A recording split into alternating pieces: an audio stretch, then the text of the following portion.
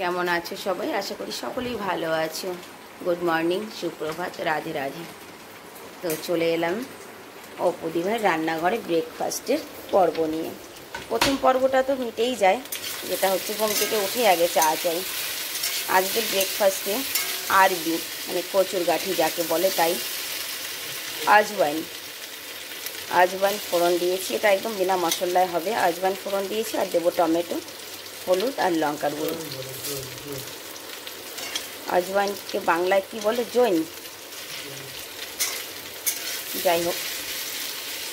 আর ছেলেদের বায়না ছিল, মা কাল ব্রেকফাস্টে নতুন কিছু বানাবো। নতুন কিছু বানাবো বলতে কি বানাবো বুঝতে পারছি না। এখানে দিয়েছি আমি আলু সিদ্ধ আর খানিকটা পোহা ভিজিয়ে রেখেছি। দেখি নতুন কিছু যদি পারি তৈরি করতে, ছেলেদের আবদার মেটানোর জন্য। মা হওয়া তো আর মুখের কথা না, সত্যি কথা। মা হওয়াটা যেমন অনেক বড় একটা কথা, অনেক বড় চাওয়া পাওয়া, কিন্তু সন্তানের চাওয়া পাওয়া মেটানোটাও মায়ের কিন্তু কর্তব্য, সে যেমনই হোক না কেন। আর এইদিকে কর্তা সবজি কাটতে বসেছে। ওইটা কি দেখাও? পেঁয়াজ। বাপরে বাপ, এক এক কোয়ার রসুন দেখো, কত বড় বড়। কাটো তো। ও মাই গড, এত বড় এক কোয়ার রসুন আগে তো কোনোদিনও দেখিনি। আচ্ছা বন্ধুরা, তোমরা কি কোনোদিনও দেখেছো এত বড়? একদম, আমি তো ভেবেছিলাম সাদা পেঁয়াজ, বলছি না রসুন, এত বড় এক একটা রসুন। পেঁয়াজ কুচি, একটু রসুন এর মধ্যে কুচিয়ে দাও, ছেলেদের খাবারের মধ্যে একদম বারিক কুচিয়ে দেবে। হ্যাঁ বাবা, এত বড় বড় এক কোয়া রসুন তো আমি কোনোদিনও দেখিনি।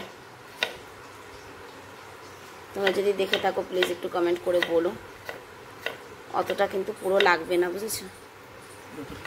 এমনি ওরা মানে খেতে চায় না গার্লিক।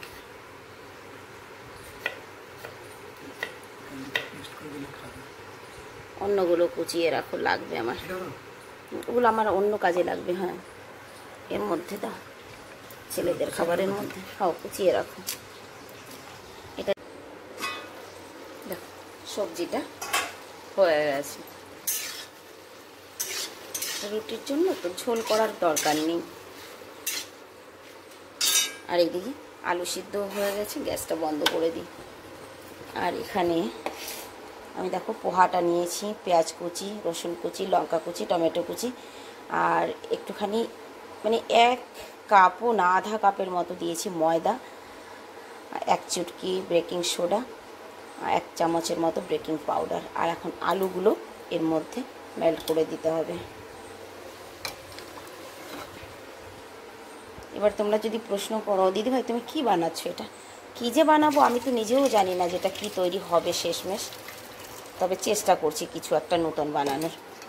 আলুগুলো একটু ছাল ফেলে নিই। ওর বাপির ব্রেকফাস্ট বানানো হয়ে গেছে, কথার মানে রুটি টুটি বানানো হয়ে গেছে। এবার ছেলেদেরটা বানাচ্ছি। চলো দেখি কি হয়। আমি কিন্তু বানাইনি কোনো দিনও, দেখি বানিয়ে। তেলটা গরম হচ্ছে, এখনো হয়নি। কি লাগে বলো?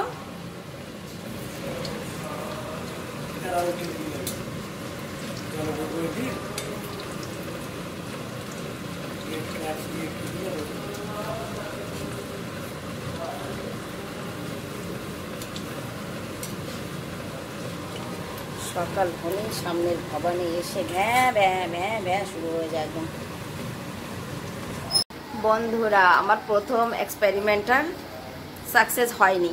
প্রথমবার এগুলো দেখো ভেঙে চুরে পুরো গোল, মানে সেই কি বলে খিচুড়ি হয়ে গেছে। তারপরে ওর বাপি বললো যে একটু বেসন গুলে তার মধ্যে দিয়ে চপের মতো করে করো। এবার সেইভাবে করা হচ্ছে, দেখো এবার কি হয়। এবার আর ভাঙেনি, ঠিকই বলে। কখনো কখনো কর্তার কথাও শুনতে হয় বলো। এবার তো ভালো হয়েছে। ফাইনালি কিন্তু খাবারটা তৈরি হয়েছে। হ্যাঁ, খেয়ে দেখ বাবু কেমন লাগে।